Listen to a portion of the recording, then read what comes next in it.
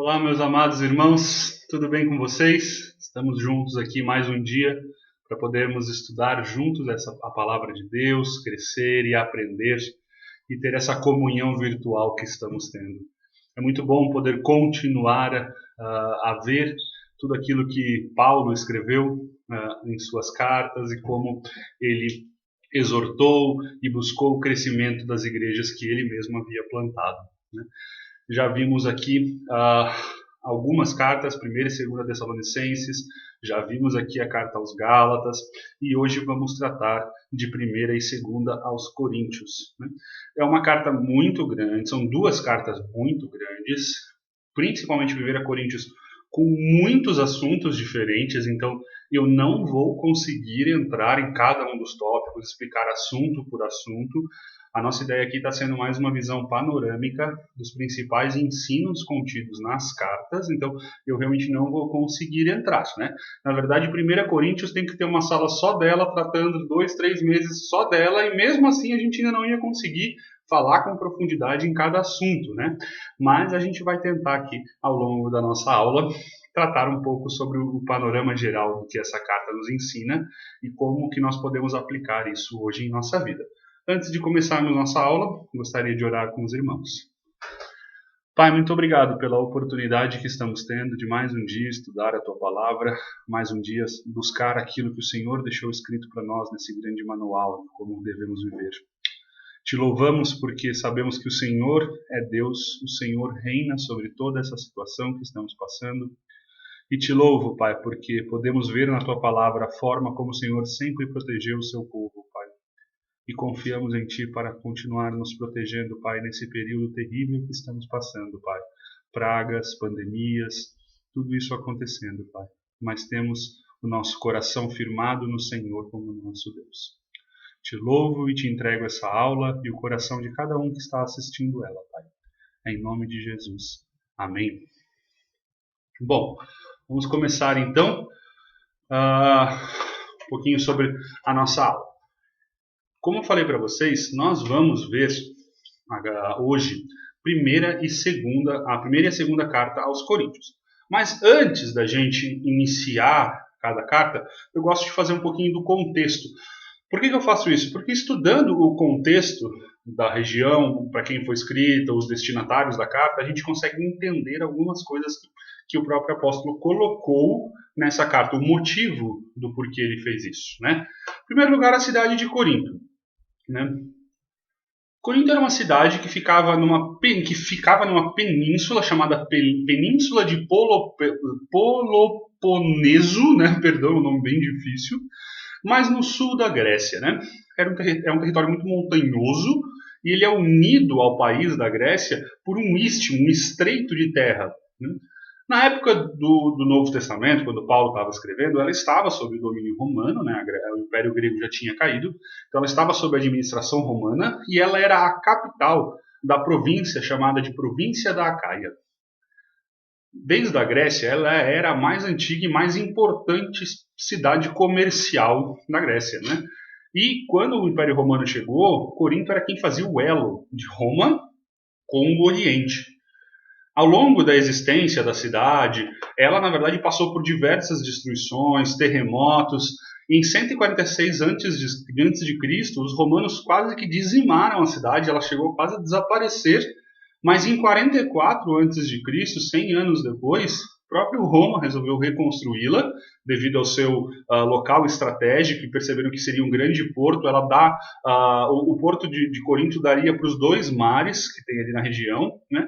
Então eles resolveram reconstruir a cidade e a fizeram como residência do governo da região da Acaia. A gente percebe até em Atos 18, Paulo conversando com o procônsul da Acaia em Corinto. Então, que era o procônsul Galho, e justamente ele estava ali em Corinto. Então, a cidade foi refeita. Era uma cidade muito grande. A gente estima, né, que os historiadores estimam que tinham cerca de 600.000 pessoas morando ali na região. É mais ou menos o tamanho de Florianópolis hoje. A gente pegando no censo, dá quase o tamanho de Florianópolis. Então, uma cidade grande, ainda mais levando em consideração aquela época. Geralmente, a maioria dos moradores ali constituía de mercadores, marinheiros, comerciantes, soldados romanos, soldados aposentados que iam lá para ter comércio, mas ela tinha uma grande população de escravos também. Se estima que desses 600 mil, 400 mil eram escravos. Então, a gente tinha uma população enorme de escravos na região. Além disso, ela era uma cidade muito conhecida por abrigar peregrinos, porque ela tinha diversos templos de adoração a deuses pagãos nessa cidade, né? Os principais templos eram o templo de Apolo e o templo de Afrodite. Então foi uma cidade que ficou muito conhecida pela sua riqueza, pela sua cultura, mas também ficou muito conhecida pela sua corrupção moral e pela libertinagem dos seus moradores. Era uma cidade com muita jogatina, com muita prostituição, e a prostituição era legalizada, principalmente por causa dos templos de Apolo e Afrodite, onde a gente havia prostitutas e prostitutos cultuais. Então, a prostituição e a imoralidade sexual era algo incrustado dentro da sociedade de Corinto, né? E é nesse ambiente corrupto e imoral que uma pequena comunidade cristã começa a crescer. Em sua maior parte por pessoas simples. A gente viu que a maioria da população era escrava, então a maior parte da população também da igreja eram pessoas simples, né? A maioria de origem gentia, de recém-conversão, então a grande maioria neófitos, eles tinham acabado de se converter, estavam saindo desse mundo de paganismo, desses costumes pagãos, e entrando então dentro da igreja. Então é uma igreja que já cresce com fortes tensões espirituais, tensões morais, costumes tendo que ser alterados. Tudo isso influencia e muito o crescimento de uma igreja, né? Paulo foi bem acolhido na cidade, né? O evangelho já estava sendo bem acolhido em toda essa viagem que ele estava fazendo, né? Ele veio de Atenas. Em Atenas ele teve algumas brigas ali, principalmente porque os gregos gostavam muito de sabedoria e queriam buscar isso, e Paulo, ele teve um pouquinho de resistência, mas de lá ele parte para Corinto e ele fica na cidade cerca de 1 ano e 6 meses. A gente consegue observar isso no relato de Atos 18, e ele então vai proclamando. É como de costume dele, primeiro ele tenta chegar nos judeus, né? Então ele vai para a sinagoga, tentando chegar nos judeus, mas os judeus se mostraram resistentes, não queriam ouvir, então logo em seguida ele começa a ir para a população gentílica. Quem quiser acompanhar, em Atos 18 tem uma descrição muito boa desse trajeto que ele faz, né? E é interessante a gente perceber também que Paulo, ele toma uma abordagem diferente. Ele já tinha tido a experiência em Atenas, então ele resolve uma abordagem diferente em Corinto. Paulo era alguém que conhecia muito, a gente já tem visto isso nas cartas, ele mesmo afirma, a gente viu isso na carta de Gálatas, nas cartas de Tessalonicenses, ele afirmando o quanto ele conhecia da palavra, o quanto ele tinha instrução. E quando ele chega em Corinto, ele faz uma abordagem completamente diferente. Ele fala de uma forma bem simples, ele fala de uma forma comum, não profunda. Por quê? Ele se opõe a tudo aquilo que os gregos buscavam. Os gregos buscavam sabedoria, buscavam palavras eloquentes, palavras cultas, e Paulo resolve fazer o oposto. Ele vai mostrando a simplicidade do evangelho, falando de uma forma bem tranquila. É como se ele realmente estivesse lançando só os fundamentos. E ele mesmo fala que ele lançou somente fundamentos, para que outras pessoas viessem e dessem continuidade ao trabalho. Tito faz isso, Timóteo faz isso, Apolo faz isso. Então, são pessoas que depois dele vieram construindo passo a passo o evangelho por completo, de uma maneira mais profunda. Paulo, ele resolve ter essa atitude diferente para se opor a toda essa busca por conhecimento e por sabedoria que os gregos tinham. Então é muito, muito interessante ver que ele vai mudando a sua abordagem conforme o local. Isso, quando a gente estuda missões, é essencial, saber como abordar cada povo. Eu, por exemplo, trabalho com ribeirinhos, grande maioria pescadores, grande maioria mal sabe ler e escrever. Então não adianta eu vir falando de uma forma culta, ou, por exemplo, administrar uma aula como eu estou dando agora para vocês, com muita coisa escrita, com nomes difíceis. É uma abordagem que eu não posso fazer dentro da comunidade ribeirinha. Então, em missões, a gente aprende muito com Paulo. Em cada lugar que você for, você adaptar a sua forma de pregar, a sua forma de ensinar, né? Bom, dado um pouco desse contexto, vamos então para a carta em si, começando por 1 Coríntios, né? ela foi escrita em Éfeso, né? E agora Paulo passou por Corinto na sua segunda viagem missionária. Foi quando ele plantou a igreja, ele ficou um tempo lá. Porém, a carta de Corinto ela foi escrita durante a terceira viagem missionária de Paulo, né? Paulo estava em Éfeso, a gente consegue ver isso lá em Atos 20. Para quem está acompanhando, alguns já me falaram que estão acompanhando também em Atos, né, no relato de Atos, e é muito legal fazer isso.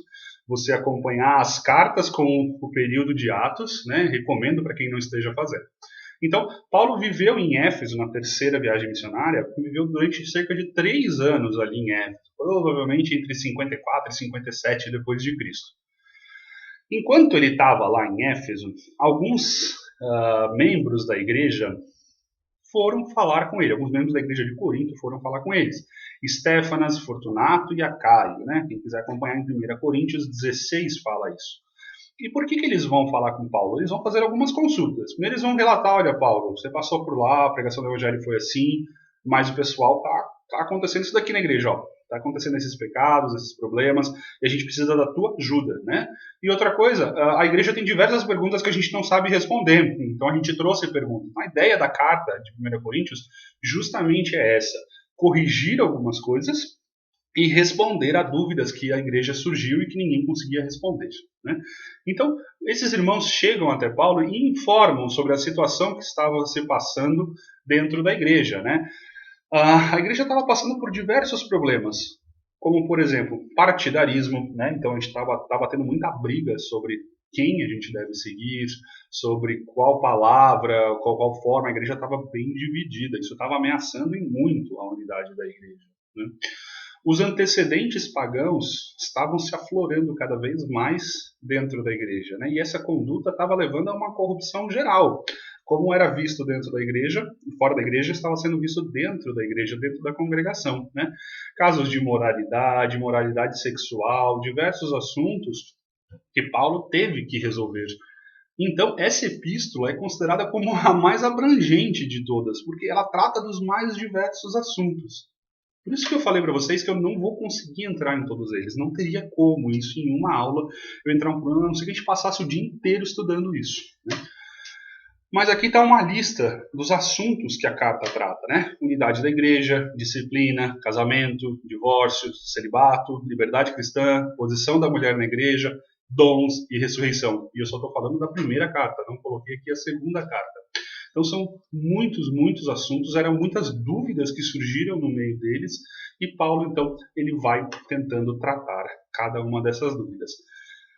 Apesar de ser a mais abrangente das cartas, ou seja, os mais diversos assuntos, ela também é considerada uma das cartas mais práticas. Ela vai tratar de armadilhas e ciladas que as igrejas passam até hoje. Então é uma carta muito atual, porque ela demonstra problemas que acontecem em nossa igreja hoje. Qualquer congregação recém-formada, que a maioria dos seus membros são novos convertidos, isso dentro do campo missionário, a gente percebe muito, passa por problemas parecidos com que a igreja de Corinto estava passando. Quando a gente começa a entrar costumes mundanos, porque as pessoas estão se convertendo, os costumes ainda estão mudando.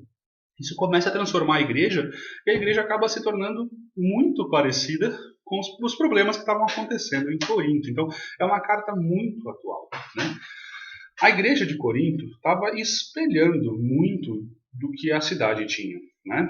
Era muito comum nos meios gregos esse partidarismo, né? Eles defendiam muito tal pensador ou tal pensador, a gente percebia isso dentro do meio grego. E era isso que estava acontecendo da igreja. Eles começaram a se dividir porque era o costume dele, grande maioria dos membros da igreja deveria ser de helênicos, né, de gregos. Era um povo com uma moral frouxa, né, tinha uma conduta indecorosa, uma moral realmente bem questionável, e isso estava acontecendo dentro da igreja porque refletia essa cidade, né? Eles começaram a transformar a liberdade de Cristo em libertinagem, em imoralidade. E é isso, então, que Paulo vai ter que corrigir. Essa carta, a gente pode dividir ela em 5 grandes partes, 5 partes distintas, né? A primeira, Paulo condenando as facções da igreja de Corinto.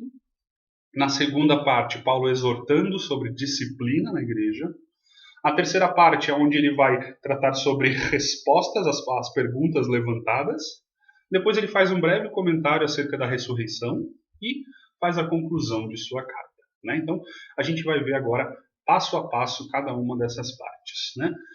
Começando então do começo, Paulo faz uma breve saudação, como de costume, né? Nessa saudação tem uma pequena exortação, tem palavras de motivos de alegria que ele tem, ele sauda pessoas, então a gente tem essa breve saudação que é o normal de Paulo e é o normal das cartas da época, e logo em seguida ele já começa a fazer então a exortação sobre aquilo que estava acontecendo, sobre o que ele tinha ouvido falar, né? Aqueles irmãos levaram para ele, ó, Paulo, está acontecendo tal e tal problema e não está sendo resolvido dentro da igreja. Então Paulo já começa, principalmente falando sobre as divisões, os partidarismos e sobre os casos de imoralidade, né? Muitos dentro da igreja estavam realmente lutando entre si. Eram seguidores de Paulo, outros se diziam de Apolo, de Pedro, de Cristo, a gente vai ver esses grupos daqui a pouco, mas a gente percebia então que estava acontecendo muito dessa luta, essa briga entre irmãos. E a resposta de Paulo é muito clara sobre isso, né? Como eu coloquei aí no slide, 1 Coríntios 1,13, acaso Cristo está dividido? Foi Paulo crucificado em favor de vós, ou foste porventura batizados em nome de Paulo? Ou seja, Cristo não está dividido, gente. Não fui eu que morri por vocês. Não fui eu que batizei vocês, né? Então a resposta dele é bem dura em cima disso. Essas divisões que estavam acontecendo não chegavam a causar uma ruptura dentro da igreja, né? Não é que dividiram a igreja e se transformaram em 4 igrejas diferentes, não. Mas ela já estava minando. Essas dissensões que estavam acontecendo estavam começando a corroer a unidade da igreja e, como consequência, mais para frente, isso iria sim causar uma ruptura, e a gente observa isso nas igrejas hoje, né? As igrejas que se racham, que a gente chama, né? Que se partem, acontecem por causa disso. Pequenas rupturas que vão acontecendo até que viram uma grande falha e a igreja acaba se dividindo. A gente consegue observar 4 grupos distintos pela fala de Paulo, né? Interessante que o autor que eu tô usando para estudar, que eu mostrei para vocês lá no começo, que é o Berkhoff, ele traz algumas características e algumas probabilidades de quem seriam esses grupos. Então notem que aqui nós estamos falando provavelmente. Ele vai trazendo um estudo muito interessante, recomendo de novo a leitura desse livro, Introdução do Novo Testamento, de Berkhoff, e ele vem trazendo nesse livro algumas possibilidades de quem eram esses grupos, né? Em primeiro lugar, os de Paulo. Provavelmente aqueles que se converteram com a pregação de Paulo lá no começo, na segunda viagem, quando ele passa. Cristãos sérios, mas que eram recém-convertidos. E seguiam aquilo que Paulo tinha falado. Vão seguir exatamente o que Paulo falou, porque é ele que nos instruiu. Então, provavelmente, esses de Paulo, que se declaravam como, nós somos de Paulo, provavelmente esse grupo original que começou a igreja, né? Os de Apolo. Gente, não é que a gente não crê que Apolo tenha pregado diferente. Apolo era um grande pregador. E aqui a culpa não está em Apolo, né? Provavelmente Apolo continuou o ensino de Paulo. Paulo mesmo enaltece e fala sobre Apolo, falando, não, ele regou tudo aquilo que eu tinha plantado, ou seja, ele deu continuidade ao meu trabalho, ele aprofundou o meu trabalho, ele deu crescimento ao meu trabalho. Então, a culpa não está em Apolo, como eu já ouvi alguns falando, porque Apolo pregou diferente. Não, não é isso. É que as pessoas entenderam diferente. Como eu falei para vocês, Paulo, quando vem para Corinto, ele toma essa abordagem simples, porque as pessoas eram humildes. Se vocês forem ler ali em 1 Coríntios 2, de 1 a 5, vocês vão perceber a abordagem que Paulo utiliza, falando de maneira simples, e foi por escolha mesmo, foi proposital isso. E ele então lança o alicerce e depois ele envia alguém para dar continuidade e crescimento. Só que, como eu falei para vocês, os gregos gostavam de sabedoria, gostavam de palavras pomposas, de tudo essa profundidade, essa busca por conhecimento, era uma marca da sociedade grega. Provavelmente Apolo fez isso. Apolo veio e Paulo já tinha lançado o básico, agora a gente vai começar a aprofundar e vai começar a dar crescimento.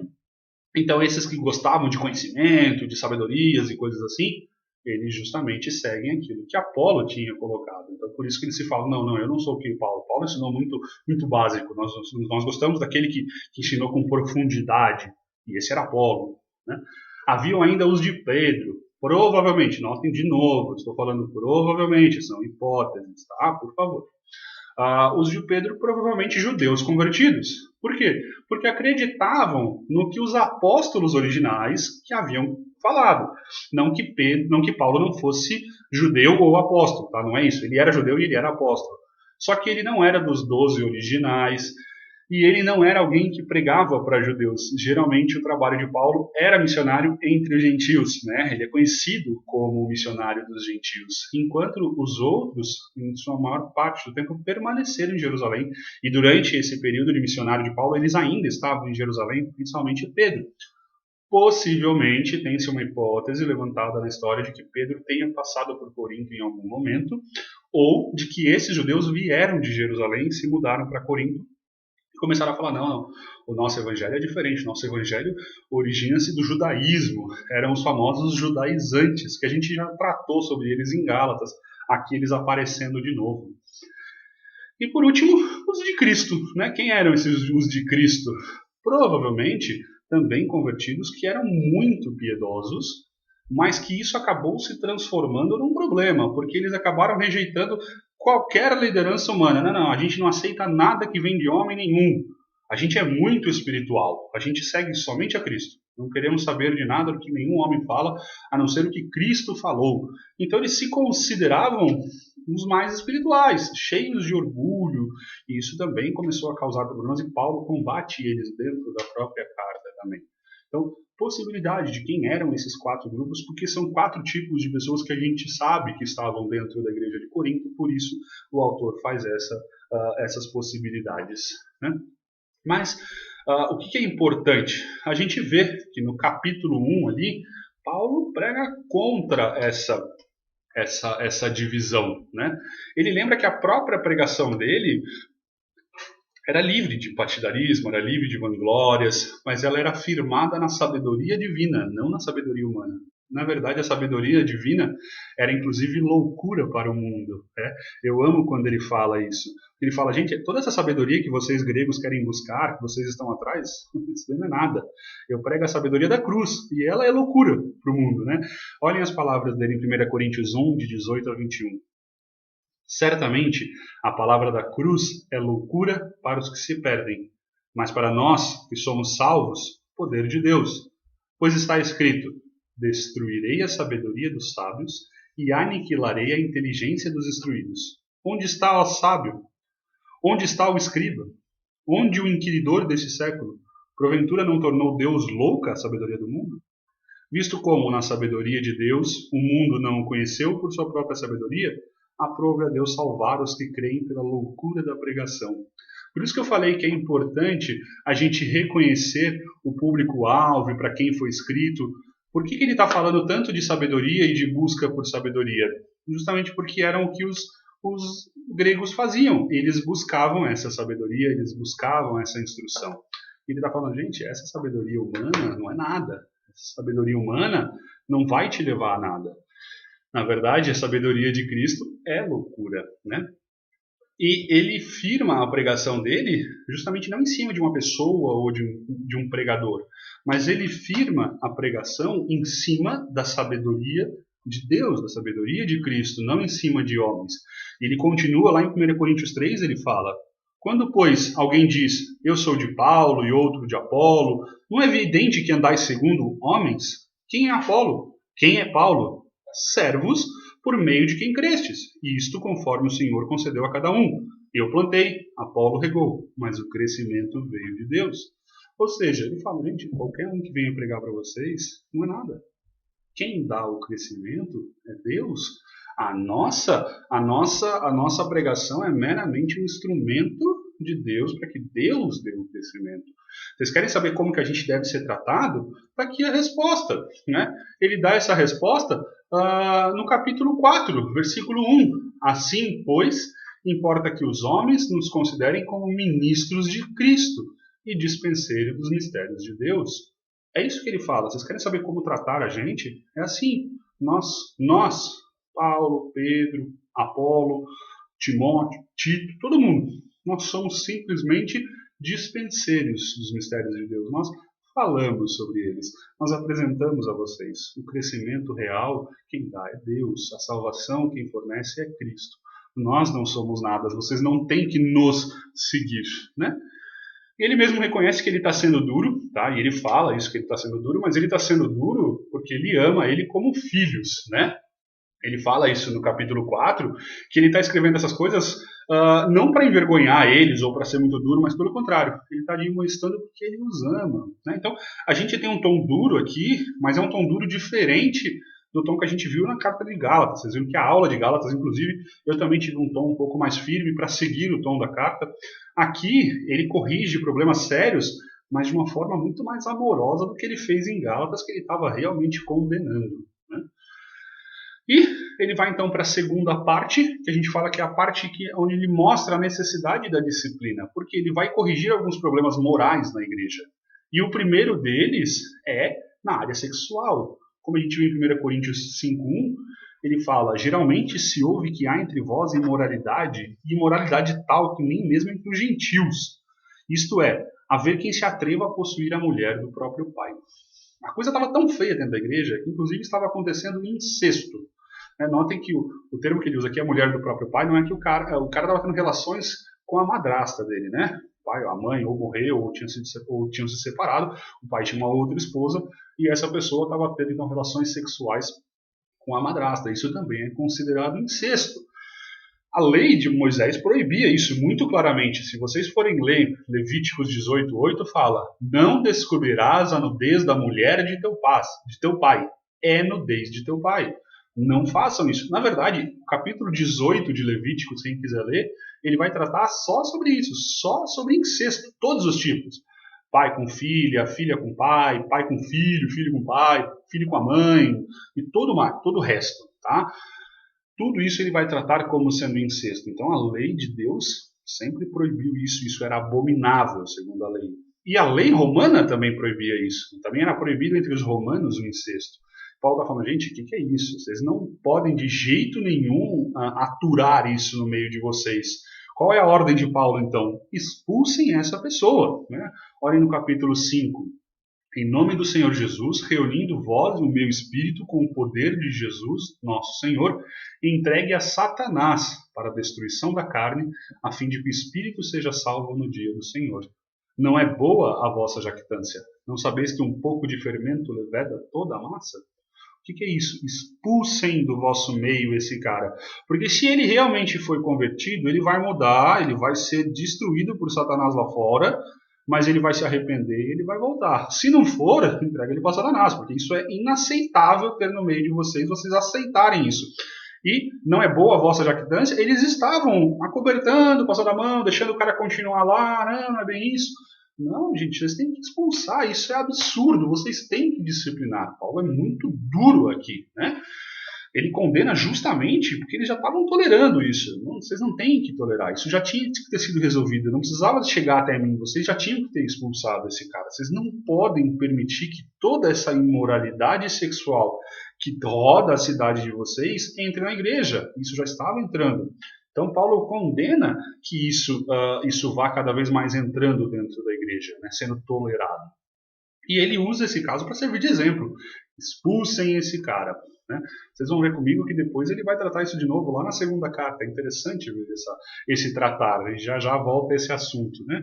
Outro problema grave que estava acontecendo dentro da igreja, além da imoralidade sexual, é que as brigas que estavam acontecendo, e tinha um monte de irmão brigando contra outro, por causa dos partidarismos, por causa que eu sou disso ou daquilo, e essas brigas estavam sendo, em vez de ser resolvidas dentro da própria igreja, estavam sendo levadas para tribunais romanos, né? Então, estavam sendo levadas para que pagãos julgassem isso. E Paulo fala: gente, vocês não podem fazer isso, vocês têm que ter maturidade suficiente a ponto de julgar vocês mesmos essas causas, vocês têm que se resolver, não levem para fora da igreja tudo isso que está acontecendo, né? E depois de adverti-los a que eles busquem essa maturidade suficiente para resolver as coisas, ele volta a falar da imoralidade sexual. Agora ele fala da prostituição. Prostituição era algo comum dentro da sociedade de Corinto. E ele está agora, então, combatendo isso.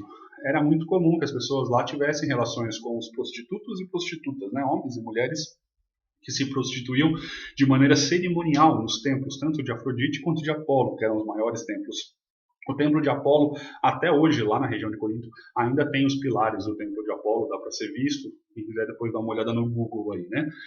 E essa prostituição estava arraigada dentro da igreja, né? Estava entrando dentro da igreja. E Paulo vai condenar isso, né? Eu coloquei aí o capítulo 6, versículos de 15 a 20. Não sabeis que os vossos corpos são membros de Cristo? E eu, porventura, tornaria os membros de Cristo e os faria membros de meretriz? Absolutamente não. Ou não sabeis que o homem que se une à prostituta forma um só corpo com ela? Porque, como se diz, serão os dois uma só carne. Mas aquele que se une ao Senhor é um espírito com ele. Fugir da impureza. Qualquer outro tipo de pecado que uma pessoa cometer é fora do corpo. Mas aquele que pratica a imoralidade peca contra o próprio corpo. Acaso não sabeis que o vosso corpo é santuário do Espírito Santo, que está em vós, o qual tendes da parte de Deus, e que não sois de vós mesmos? Porque fostes comprado por preço. Agora, pois, glorificai a Deus no vosso corpo. Então, Paulo é duro, gente, vocês estão permitindo que isso ainda permaneça dentro da igreja. Vocês têm que mudar. Eram pecados latentes ali dentro da igreja, né? A imoralidade sexual, a prostituição, as brigas, os partidarismos, né? A gente pode perceber que isso já tinha sido ensinado por Paulo. Por que a gente fala isso? Porque os irmãos vão lá relatar, Paulo, está acontecendo isso e isso, você tinha falado o contrário, o pessoal está fazendo isso, então é importante que você nos ajude a corrigir esses erros, e é isso que Paulo está fazendo. Então essa primeira parte da carta, essas duas primeiras partes, ele trata justamente desses problemas. Isso daqui está errado, vocês têm que mudar. Mas além desses problemas que os irmãos da casa de Cloe trouxeram, eles também trazem para Paulo uma lista de perguntas, né? Uma lista de perguntas feitas. Se vocês forem ler em 1 Coríntios 7:1, fala: quanto ao que me escrevestes. O que é isso? Conforme aquilo que vocês tinham me perguntado, tinham me escrito, eu vou responder algumas coisas. Então ele começa a tratar diversos assuntos que os irmãos da igreja estavam com dúvida e não sabiam como proceder, né? Quais assuntos são esses que ele vai tratar? Casamento, divórcio, celibato, comer ou não comer a carne consagrada, idolatria, ceia, mulheres e o uso de véu, dons, ou seja, são os mais diversos assuntos. Sobre casamento, ele vai falar sobre quais são as responsabilidades dos homens, das pessoas casadas, qual a função de homem e mulher dentro do casamento, quais são as responsabilidades matrimoniais e sexuais que um tem com o outro, casamento entre crentes e incrédulos, se pode ou não, o que fazer quando isso acontece. Ele vai tratar sobre o divórcio, pode ou não ter divórcio. Ele vai tratar sobre o celibato, pessoas que não querem se casar, querem continuar solteiras, isso pode, isso não pode. Muitos assuntos, por isso que eu falei que eu não vou conseguir entrar a fundo em cada um deles, tá?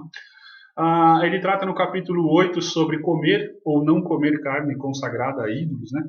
Não quer dizer que os cristãos estavam indo nos templos e pegando as carnes que eram sacrificadas, não é isso que ele está falando. Provavelmente, o que ele está querendo dizer é que as carnes que eram vendidas nos açougues da cidade, se assim a gente pode chamar, provavelmente, antes de serem abatidas, elas eram consagradas de alguma forma a Apolo ou algum outro ídolo, então, com alguma oração ou alguma coisa. Então, alguns cristãos ali estavam falando, não, o pessoal lá ora e consagra essas carnes, a gente não pode de jeito nenhum comer isso, porque isso é idolatria, isso é consagrado a ídolos, isso vai fazer mal para a gente. E começou a ter uma briga, pode ou não pode? Então a galera queria ser vegetariana, outra galera não, isso não tem nada a ver. E eles vão perguntar para Paulo, né? Interessante ver que Paulo no capítulo 4, ele fala, no capítulo 8, versículo 4, no tocante a comidas sacrificadas a ídolos, sabemos que o ídolo de si mesmo não é nada no mundo e que não há senão um só Deus. Ou seja, vocês querem a minha opinião sobre isso? Primeiro ponto, o ídolo não é nada. Isso não é nada, eles não existem, eles não têm poder nenhum. Então essa consagração que são feitas a ídolos não é nada, não vale de nada, porque só tem um Deus. Só o Senhor é Deus. Então, primeiro ponto, não é nada. Agora, se vocês continuarem no capítulo 8 e descerem ali para o versículo 8 e 9, vocês vão ver que não é a comida que nos recomendará a Deus, pois nada perderemos se não comermos e nada ganharemos se comermos. Vede, porém, que essa vossa liberdade não venha de modo algum ser tropeço para os fracos. que ele está falando? Gente, isso não vai fazer nada. Isso não vai mudar vocês. O comer ou não comer não é isso que vai mudar.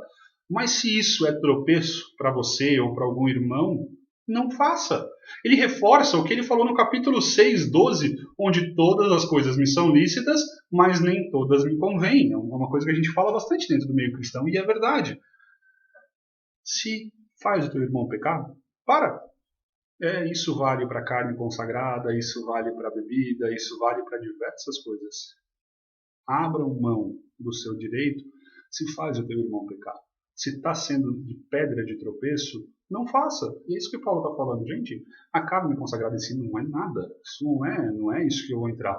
Agora, se isso está te fazendo pecar, ou está fazendo o teu irmão pecar, para. Então, ele não proíbe nem autoriza, mas ele indica que eles analisem, conversem, sentem. Às vezes vai acontecer de, por exemplo, tem um irmão que acha que isso é pecado, que vai escandalizar ele. Quando ele for na tua casa, serve vegetais, serve legumes, dá arroz, batata, mas não vai usar carne. Agora, se isso não faz você pecar, tudo bem, então você pode comer. Né?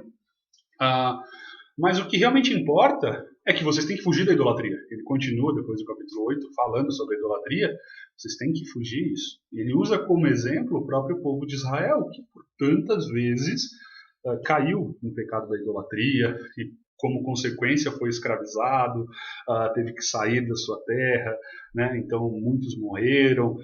Ele vem tratando do próprio exemplo. Fala, o importante aqui não é se a carne é ou não consagrada, o importante é que vocês têm que fugir da idolatria, para que vocês não caiam nesse mesmo problema que o povo de Israel caiu.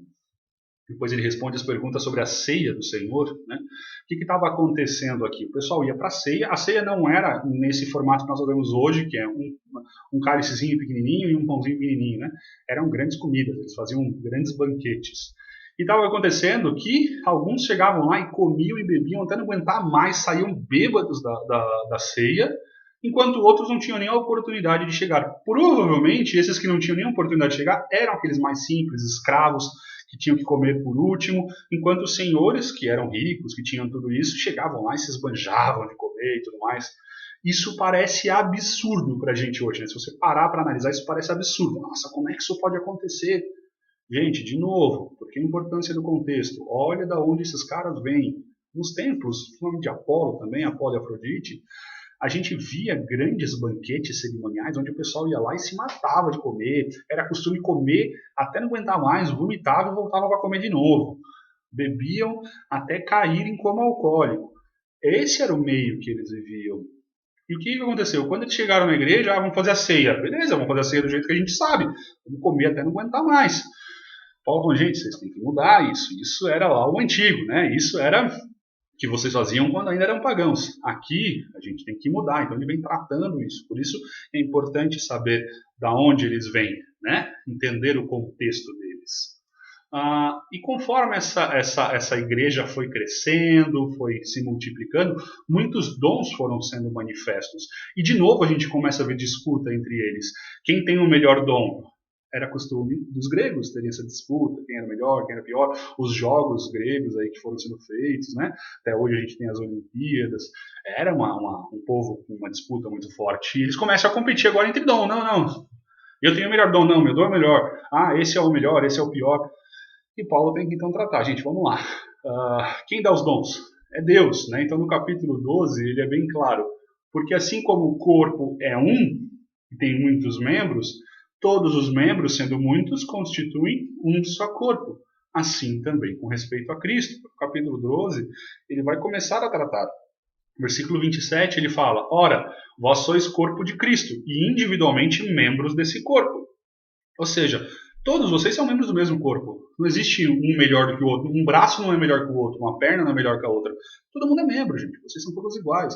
Os dons foram sendo dados para que a igreja vá crescendo, mas não existe um dom maior do que o outro. Se existir algum, Paulo fala, o maior desses é qual? O amor. E aí ele vem um capítulo só falando do amor. Porque se há alguma coisa que deve prevalecer, que deve ser conhecido, e vocês devem ser conhecidos por isso, é o amor. O amor deve ser a marca de vocês. A gente já falou sobre o fruto do Espírito na semana passada, aqui voltando de novo o amor. Né? E ele escreve o amor no capítulo 13, um capítulo que muitas vezes é mal utilizado, tá, gente? Esse amor que o capítulo 13 fala não é o amor de um marido para uma mulher. Tá? Em grego, a gente tem algumas palavras que demonstram amor. As três principais é o ágape, o filéu e o eros. Esse amor entre homem e mulher, esse amor romântico, esse amor sexual, muitas vezes falando, ele é o amor eros. Tá? Não é essa palavra que Paulo usa. Paulo usa a palavra ágape aqui nesse texto. O que é o amor ágape? É o amor que vem de Deus. Só Deus pode dar. Só Deus é a fonte do verdadeiro amor. Esse amor que se encarnou em Cristo. Só com Deus nós conseguimos manifestar esse verdadeiro amor e viver a vida cristã. Então, se vocês têm que buscar algum dom, é o amor. Os dons variam das mais diversas formas, mas o amor é para todos. Todos têm que ter isso. Então vai ter um que vai ter dom de ensino, outro que vai ter dom de liderança, outro que vai ter dom de serviço, mas todos vocês têm que ter o amor. Os dons duram pouco tempo e podem mudar, são passageiros. O amor dura para sempre. Sem amor, não vale a pena ter dons. Os dons não valem de nada sem o amor ao próximo, sem o amor que vai manifestar esses dons pela igreja. Então a exortação que ele faz no capítulo 13, e é lindo o capítulo 13, justamente é essa: vocês têm que manifestar esse amor que vem de Deus. E é com ele, com esse amor, que todos os dons vão ser manifestados também. E vocês precisam desse amor para manifestá-los. Então, uma nova exortação de Paulo. E na quarta parte, penúltima parte da carta, ele vai tratar uma breve palavra sobre ressurreição, ali no capítulo 15, e ele trata sobre a forma como a ressurreição é um artigo essencial no testemunho apostólico, na vida cristã, né? E essa ressurreição de Cristo é a nossa esperança no futuro da nossa ressurreição. Então, havia sido feitas várias objeções, várias perguntas sobre ele, e ele vai descrevendo a natureza do corpo ressurreto e a vitória que a gente vai ter. A ressurreição é a base da nossa fé. Olha aí Coríntios 15. Ora, se é corrente pregar-se que Cristo ressuscitou dentre os mortos, como, pois, afirmam alguns dentre vós que não há ressurreição de mortos? Se não há ressurreição de mortos, então Cristo não ressuscitou. E se Cristo não ressuscitou, é vã a nossa pregação e vã a nossa fé. Tem um filme muito antigo, que é muito interessante, que é chamado O Corpo. É com Antônio Bandeiras. Esse filme é até difícil de achar, porque ele é muito velho e foi pouco divulgado. Mas é um filme muito interessante. O enredo do filme é justamente uma escavação arqueológica que acha uma tumba, onde os escritos da tumba falam que esse é o corpo de Jesus. Então, que o corpo de Jesus tinha sido roubado pelos apóstolos e levado para outro lugar, e tinha sido construída essa mentira de que Cristo tinha sido ressurreto. E o Vaticano, então, envia um padre, que também era arqueólogo, para analisar tudo isso, e o filme gira em torno dessa crise que o padre vai tendo, de que se Cristo não ressuscitou, em vão é a nossa fé, né? É muito interessante esse filme. Quem puder depois tentar achar aí na internet, é chamado O Corpo, se eu não me engano esse é o nome. Eu lembro que é com Antônio Bandeiras, mas é muito legal. Eu assisti há muitos anos esse filme. Eu assisti lá na primeira vez quando eu entrei no seminário. Comecei o seminário há 13 anos atrás, agora estou dando continuidade a alguns estudos, mas eu lembro que eu vi isso lá atrás, nessa época, né?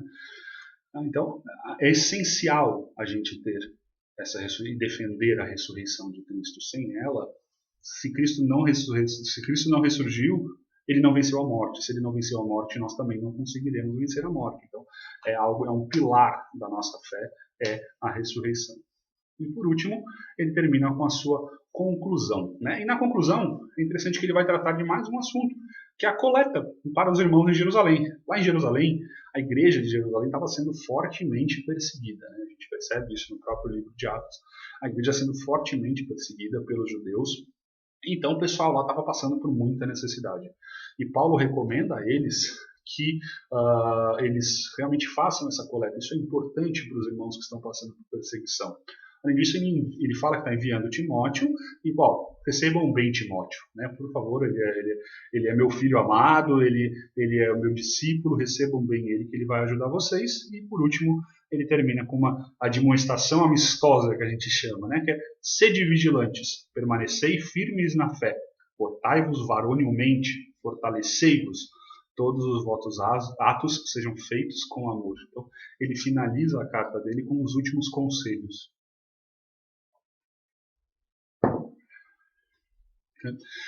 E entramos então agora na segunda carta. A segunda carta dos Coríntios foi escrito ainda durante a terceira viagem missionária. Paulo já tinha saído de Éfeso, ele ficou lá, como eu falei para vocês, em torno de 3 anos, né? Saindo de lá, ele vai rumo à Macedônia. Ele fica na região da Macedônia, não sabemos ao certo em qual cidade ele estava, mas ele estava na Macedônia. E de lá ele recebe Tito. Tito tinha ido, Paulo, quando sai de Éfeso, manda Tito ir para lá, ver como é que estão as coisas, e principalmente ver como é que a igreja tinha recebido a primeira carta. E Tito retorna, relatando como é que tinha sido tudo aquilo, né? Paulo sabia que ele tinha falado de maneira dura na carta, ele comenta isso na segunda carta. Eu sei que eu escrevi para vocês de maneira firme, de maneira dura, exortando, corrigindo, né? E acho que Paulo deve ter se preocupado até. Falou, será que eu falei muito duro? Será como é que foi? Como é que eles estão recebendo? Precisa falar, Tito, vai lá e sonda como é que estão as coisas, porque eu preciso desse feedback para saber como é que eles receberam. E Tito volta, então, relatando, né? Ele fala para Paulo que a igreja tinha ficado abalada, isso tinha mexido muito com a igreja, né? Essas palavras, essa exortação, isso tinha realmente mexido com ele, mas que isso tinha gerado mudanças, que a igreja tinha acatado isso. A igreja tinha acatado essas exortações e estava demonstrando arrependimento. Estava demonstrando mudança de atitude. Acompanhem comigo o que diz o texto. Eu coloquei 1 Coríntios no slide, está errado, tá? É 2 Coríntios 7. Né? Porquanto, ainda que vos tenha contristado com a carta, não me arrependo, embora já tenha me arrependido. Vejo que aquela carta vos contristou por breve tempo. Agora me alegro, não porque fosses contristados, mas porque fosses contristados para arrependimento, pois fostes contristados segundo Deus, para que, de vossa parte, nenhum dano sofreis. Porque a tristeza, segundo Deus, produz arrependimento para a salvação. Porque a ninguém traz pesar, mas a tristeza do mundo produz morte. Então ele fala, eu sei que eu mexi com vocês, no começo até fiquei com a consciência pesada, mas depois não, isso precisava, vocês precisavam dessa exortação, vocês precisavam dessa chamada de atenção, eu amo vocês como filhos e eu precisei corrigir firmemente vocês. Mas que bom, porque isso gerou em vocês arrependimento, isso gerou em vocês mudança. Né? Então, Paulo acaba se alegrando com tudo isso. Só que as notícias de Tito não são 100% boas. Ele fala, olha, a grande maior parte da igreja realmente mudou, teve arrependimento, só que tem algumas pessoas, uma pequena parcela da igreja, que ficou amargurada. Né? Provavelmente aqui aquelas pessoas que já eram contra Paulo. Paulo já tinha alguns inimigos, a gente viu que tinham diversos grupos, e alguns inclusive contrários ao próprio Paulo. Né? E eles começam a fazer o quê? A minar a autoridade de Paulo. Eles começam esses que ficaram amargurados, que ficaram bravos com tudo isso, começam a ir contra Paulo. Né? Eles começam a atacar Paulo falando que ele era instável e vacilante. Coloquei aí para vocês verem o capítulo 1. Eles começaram a falar que Paulo agia segundo a carne e não segundo o Espírito, né? Então que tudo que ele falava não era de Deus, e sim era coisas que ele inventava ou coisas da carne. Começaram a falar então que Paulo era corajoso à distância, falava muito à distância, mas era um covarde quando estava lá. O que a gente vê na internet hoje, né? Tem muita gente que é muito corajosa na internet, fala um monte de coisa na internet. Quando você vai confrontar a pessoa pessoalmente, não era bem isso, não. E começa. E é isso que eles estão acusando Paulo. Quando você veio aqui, você falou simples, você foi bonzinho, agora quando você sai, você mete o pau, você começa a falar duro. Eles começaram a tentar quebrar essa influência de Paulo, né? Provavelmente isso é muito característico dos judaizantes, né? A gente já viu eles fazendo isso em Gálatas, Paulo já tinha lidado com isso lá quando escreveu aos Gálatas. Aqui de novo está acontecendo, esse grupo realmente atrapalhava muito Paulo, né? Os judaizantes, provavelmente aqueles que eram de Pedro, de novo, provavelmente, tá? Não estou afirmando nada aqui, mas eram judaizantes que defendiam que a igreja tinha que se amoldar aos ensinos judaicos e aos costumes judaicos, né? E Paulo condena eles firmemente, né? Inclusive o capítulo 11 ele fala lá, porque os tais são falsos apóstolos, obreiros fraudulentos, transformando-se em apóstolos de Cristo. Não é de se admirar. O próprio Satanás se transforma em anjo de luz. Vocês são o quê? Enviados de Satanás. falsos apóstolos. Então ele começa duramente a combater essa galera, né? Então, ao escrever a segunda carta, Paulo tinha justamente essa intenção. Em primeiro lugar, mostrar gratidão. Falou, olha, que bom que vocês receberam a primeira carta, que bom que isso deu mudança na vida de vocês, mostrou mudança na vida de vocês, mas ele também tinha uma outra intenção, defender tanto o apostolado, a gente vai falar agora que ele defende o apostolado em si, ele defende o seu apostolado também, né? Então, defendendo o ensino que ele tinha visto. Por isso que em 2 Coríntios a gente vê uma carta muito diferente, né? A primeira carta era muito doutrinária, tratando dos mais diversos assuntos. A segunda carta é muito mais pessoal, é um tom de linguagem muito diferente da primeira carta, né? Ele escreve ela de coração aberto. A gente não vê aqui aquele caráter doutrinário se sobressaindo, aquele sistema sistemático, né? Sistema sistemático, uma redundância, mas de assuntos e temas. A gente vê muito mais uma defesa do apóstolo contra tudo aquilo que ele estava sendo acusado, as calúnias, as injúrias, né? E a gente também vê a humildade de Paulo sendo expressa aqui. Ele mesmo fala, ele relata tudo aquilo que ele já sofreu por Cristo, pela pregação. Ele fala, gente, se eu tenho algo para me orgulhar, não é de tudo isso que eu já passei, sim da minha fraqueza. Porque na minha fraqueza é que Cristo se sobressai. Muito bonito ver ele falando no capítulo 11 sobre isso. São hebreus? Também eu. São israelitas? Também eu. Por isso a gente acredita que são esses ultrajudaizantes aí que estavam atacando. São da descendência de Abraão? Também eu. São ministros de Cristo? Falo como fora de mim? Eu ainda mais. Em trabalhos, muito mais. Muito mais em prisões, em açoites sem medidas, em perigos de morte. Muitas vezes. 5 vezes recebi dos judeus uma quarentena de açoites menos um. Fui 3 vezes fustigado com varas, 1 vez apedrejado, em naufrágio 3 vezes. Uma noite e um dia eu passei na voragem do mar. Em jornadas, muitas vezes. Em perigos de rios, em perigos de salteadores, em perigos entre patrícios, em perigos entre gentios, em perigos na cidade, em perigos no deserto, em perigos no mar, em perigos entre falsos irmãos. Em trabalhos, em fadigas, em vigílias, muitas vezes. Em fome e sede, em jejum, muitas vezes. Em frio e nudez. Além das coisas exteriores, há o que pese sobre mim diariamente, a preocupação com todas as igrejas. Quem enfraquece, que também eu não enfraqueça? Quem se escandaliza, que eu não me inflame?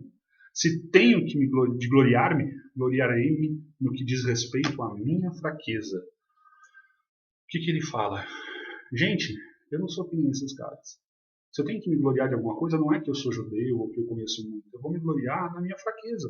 Olha tudo que eu já passei. E eu não estou aqui pregando em cima disso tudo ou falando, olha como eu sou bom, como eu sou diferente. Glória a Deus pela minha fraqueza. Porque é nela que Cristo vai se sobressair. Então essa é a defesa que Paulo vai fazer também no seu ministério. A carta de 2 Coríntios pode ser dividida em 3 partes. A primeira dela é uma análise que Paulo faz do relacionamento deles com os coríntios, né? Ele começa com uma introdução comum que ele sempre faz. Ele fala sobre o porquê que ele ainda não tinha ido lá visitar eles de novo. Ele vai explicar isso, né? E logo em seguida, ele já corrige uma coisa.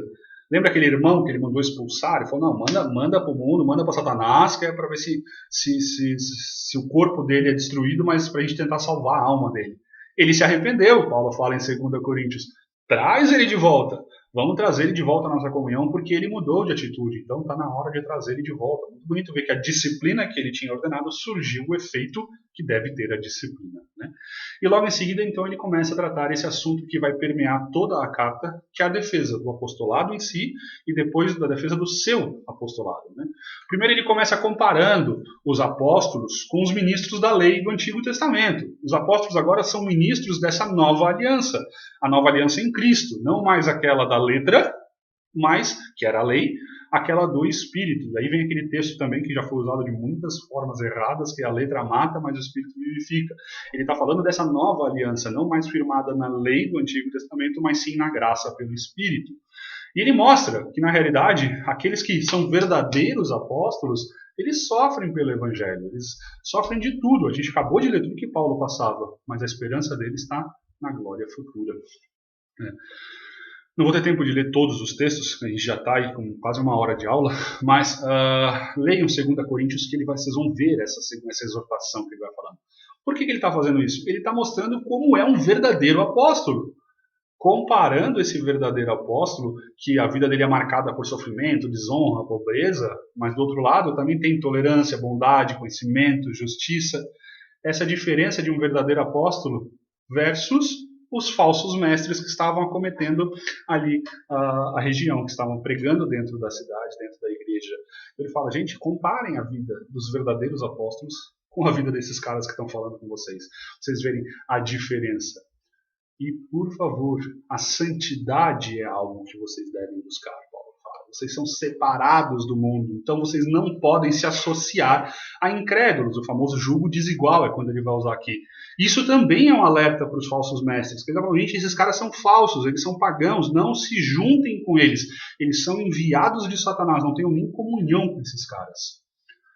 Depois ele vai então para a coleta dos cristãos da Judéia, ele retoma esse conceito, ele mostra o exemplo que os próprios macedônios já deram, que fizeram doações enormes e abundantes.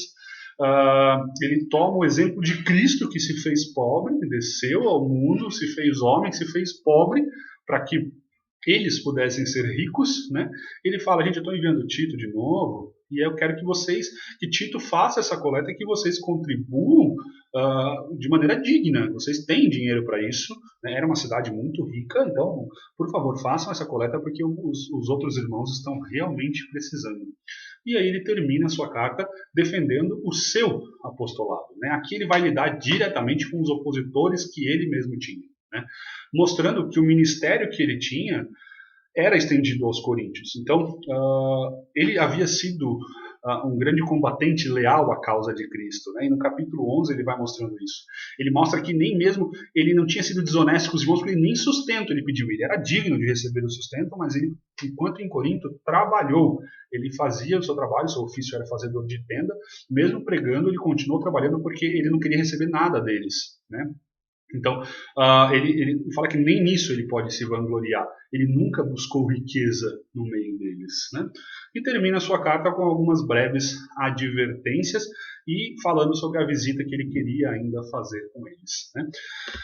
Peço perdão aqui pela rapidez, a gente já está com um tempo bem avançado, né? Mas eu queria gastar um pouquinho mais de tempo aplicando um pouquinho mais, né? O que a gente pode tirar de todo esse panorama, né? Vocês viram que é uma vastidão de assuntos enorme, então não tem como eu tratar pessoalmente cada um deles, ponto a ponto, né?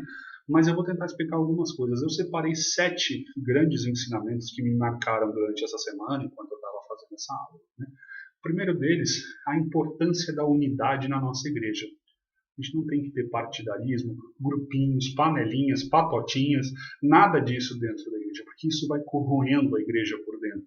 Quando você começa a defender demais um e atacar o outro, a estrutura da igreja vai começar a ruir. E isso, muitas vezes, vai levar ao racha, à divisão das igrejas, né? Gente, a gente tem que deixar muitas vezes de lado a nossa opinião ou gosto pessoal.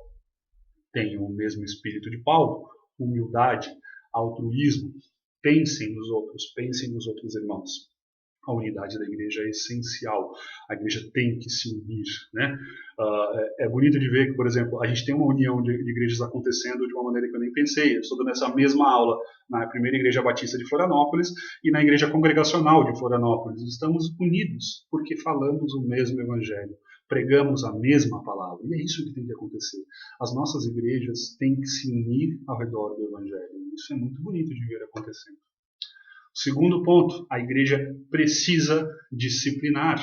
Disciplina é bíblica, gente. Deus disciplinava. Lê o Antigo Testamento. Você vai ver inúmeras disciplinas vindo da parte de Deus. Uma abundância de disciplinas ali. Pecado, gente, tem que ser tratado como pecado. Não é para ficar passando mão, não é para ser acobertado. Ah, mas é de líder, vamos passar mão, senão vai acontecer problema. Não, pecado tem que ser tratado como pecado. Assim como as facções, as divisões vão correndo da igreja, costume mundano se impregnando dentro da igreja também. Porque esse pecado vai entrando e ficando cada vez mais comum e isso vai corroendo toda a igreja. O terceiro ensinamento que eu deixo para vocês é para homens e mulheres. Vocês têm que entender os seus papéis dentro da igreja e dentro do casamento. A união do casamento reflete a glória de Deus, a união do casamento reflete a união da Trindade, a união do casamento reflete a união de Cristo com a igreja. O casamento tem que ser feito de uma maneira unida. Gente, casamento não é uma competição, não é uma busca por poder, não é quem tem mais poder do que outro. O casamento é uma união, ambos crescendo juntos, ambos andando juntos. Maridos, homens, saibam o seu papel como cabeça, assim como Cristo é o cabeça da igreja. Ensinem a palavra de Deus à sua família. Seja responsável por isso, faça o cultinho, seja aquele que vai cobrar a devocional, aquele que vai cobrar a leitura da Bíblia da sua família. É sua função, não é do pastor. Não é o pastor que tem que ficar na sua casa saber se sua família, se sua esposa, se seus filhos estão lendo a palavra. É tua função como marido. Mulheres, sejam auxiliadoras, sejam submissas, andem juntos. A gente não está falando aqui que um é menor que o outro. Eu falei que o casamento não é competição, é os dois andando juntos, cada um com sua função. Mulheres, ajudem os seus maridos a crescer. A minha esposa é uma grande auxiliadora. A minha esposa é alguém que vê muitas vezes algum erro que eu estou cometendo, alguma coisa, e ela vem e fala, olha, se a gente fizesse desse jeito, e se a gente mudasse isso? E eu a amo demais por isso, porque ela me ajuda a crescer e me ajuda a ser um líder melhor, um pregador melhor. E é isso que tem que acontecer. Ambos têm que saber dos seus papéis. Quando ambos sabem os papéis, o casamento cresce. Outra coisa, um quarto ensinamento. Aprendam a reconhecer os dons que Deus dá. Deus dá diversos dons na igreja. Saibam como usá-los de maneira correta. Os dons foram criados para suprir a igreja de qualquer necessidade que ela tenha. Conheçam os seus dons. Busquem os seus dons, né? Assim como no casamento a gente tem que saber a função de cada um, nos dons também. Cada um tem que saber o seu dom e saber a sua função. E quando isso acontece dentro da igreja, a igreja cresce de uma maneira maravilhosa. Se você tem dom de ensino, exerça o seu dom de ensino. Busque conhecimento para ensinar. Você tem dom de liderança, seja um líder conforme o coração de Deus, conforme Deus quer. Se você tem dom de exortação, exorte em amor. Busquem os dons e saibam como expressar esses dons. Um quinto ensinamento que as cartas de Coríntios nos revelam e nos ensinam muito é sobre se afastar de qualquer tipo de idolatria. Eu não estou falando aqui só de idolatria de imagem ou de ídolos, de santinhos. Não. Gente, são os nossos ídolos diários. O trabalho, a televisão, a internet, o smartphone. Tudo isso é considerado ídolo porque tudo isso tem a capacidade de nos afastar da comunhão de Deus. Isso que o ídolo faz, nos afasta de Deus. Muitas vezes vai ser o seu trabalho. Você passa tanto tempo no trabalho que a tua família está começando a ruir, que o teu ministério está ruindo, que você já não tem mais comunhão com seus irmãos, com seus amigos. Muitas vezes é a televisão, a internet, a pornografia, o smartphone, o telefone. Gente, quanto tempo você gastou essa semana no computador, no trabalho? E quanto tempo você gastou em comunhão com Deus e com a sua família? Quanto tempo você passou no dia mexendo no celular e quanto tempo você gastou lendo a Bíblia? Você já fez cultinho hoje com a sua família? Ou essa semana? Então, são coisas que vão nos minando a nossa comunhão. São ídolos. E 1 Coríntios é repleta de ensinamentos sobre isso. Outro grande ensinamento que eu percebo no livro de Coríntios é qual é a sua reação a receber uma exortação. Os coríntios foram exortados firmemente por Paulo na primeira carta. E na segunda carta ele fica alegre, porque eles receberam isso com arrependimento. Eles receberam isso e mudaram de atitude. Qual é o teu arrependimento com exortação? Quando um líder, quando o teu pastor, quando alguém chega e te exorta e fala, você está pecando nessa área, qual a tua reação? É como a maior parte da igreja de Coríntios que falou, estamos pecando, vamos mudar. Ou é como aquela pequena parcela que em vez de mudar, fez o oposto. Começou a atacar Paulo. Começou a falar, não, é que ele não é líder de verdade, ele não tem autoridade para falar isso, ele não sabe o que está falando. Corações duros, mentes fechadas pelo pecado. Qual tem sido a minha reação, qual tem sido a tua reação quando a gente é exortado? E por último, qual é a sua reação quanto aos necessitados da sua igreja? Gente, estamos passando por um período terrível. Pessoas estão perdendo emprego, comércios falindo, empresas falindo, pessoas estão perdendo sustento. Qual tem sido a tua reação em cima disso? Paulo é muito claro, é dever da igreja sustentar os irmãos necessitados. Né? Não é sustentar qualquer um, sustentar vagabundo, não estou falando disso. Estou falando dos irmãos da nossa igreja. Aqueles que realmente estão precisando. Aqueles que estão passando por necessidade. Qual está sendo a tua reação? Você está comendo churrasco todo dia em casa enquanto tem gente passando fome? Gente, é nosso dever ajudar. Não só os irmãos necessitados. Qual é o teu envolvimento com a obra missionária? Porque os missionários também estão passando por isso. Temos diversos colegas que nós sabemos, estamos orando, que perderam sustento. Por quê? Por causa desse tempo, os mantenedores estão perdendo os empregos e não estão podendo sustentar. Quando foi a última vez que você conversou com um missionário? Quando foi a última vez que você se envolveu pessoalmente na obra de Deus? Ah, mas eu fiz uma oferta no passado quando a igreja levantou. Eu não estou falando da igreja, eu estou falando de vocês. Quando foi a última vez que vocês se envolveram em missões realmente? Foram ver aquele irmão que está pregando no mundo muçulmano? Quando vocês foram ver aquele irmão que está pregando no mundo oriental, na China, ou dentro dos indígenas, ou com os ribeirinhos? Quando foi que vocês se envolveram de verdade com missões? Isso é dever nosso, é dever da igreja sustentar os missionários. E a gente tem visto muitas falhas acontecendo, infelizmente. Gente, essas perguntas devem surgir na nossa cabeça ao ler essas cartas. Isso tem que ser aplicado na nossa vida. Não adianta só ler como um livro qualquer. A gente tem que aplicar. Isso eu apliquei para mim, tá? Por favor, eu não estou aqui condenando ninguém, não é isso. Tem muita gente, a maioria que está vendo as minhas aulas eu nem conheço pessoalmente, né? Eu já saí já faz um tempo, que eu já estou lá no norte, então tem alguns que eu nem conheço pessoalmente. Mas, gente, são lutas que a igreja enfrenta todo dia, são lutas que nós enfrentamos. Algumas a gente já enfrenta, já passou, outras a gente ainda vai passar, e é isso que essas cartas, essa é a grande riqueza dessas cartas. Nós vamos passar por tudo isso, e nós temos uma base de como fazer isso, né? Então, que ao longo dessa semana, eu e você, nós possamos juntos refletir nisso. E se percebemos que ainda há algum tipo de falha, que possamos corrigir e tenhamos o coração aberto para que Deus realmente continue modificando o nosso caráter, né? Espero que vocês tenham gostado de mais dessa aula. Estamos juntos aprendendo também, tá? Eu aprendo semanalmente criando essas aulas ou fazendo material para poder fornecer para vocês, né? Vamos orar então para a gente encerrar. Pai, muito obrigado, Pai, porque tivemos tantas admoestações, exortações vindas de Paulo, Pai, que podemos aplicar para nós hoje, Pai. Eu aplico em minha vida, em minha família, em meu ministério, Pai. E espero que cada um dos irmãos aqui também tenha sido, Pai, mexido por essa palavra. Porque a Tua palavra tem que causar esse efeito. A Tua palavra, Pai, deve causar em nós mudança de atitude. Devemos ler a Tua palavra e aplicá-la em nossa vida hoje, para que possamos nos mudar e nos moldar ao Teu caráter, Pai. Ao Teu caráter de santidade, a Tua vida, Pai, longe de pecados. É assim que devemos ter, Pai. Buscar cada vez mais refletir a Tua glória, refletir o Teu reflexo perfeito, Pai. Entrego cada um dos irmãos e essa palavra agora em Tuas mãos. Em nome de Jesus. Amém.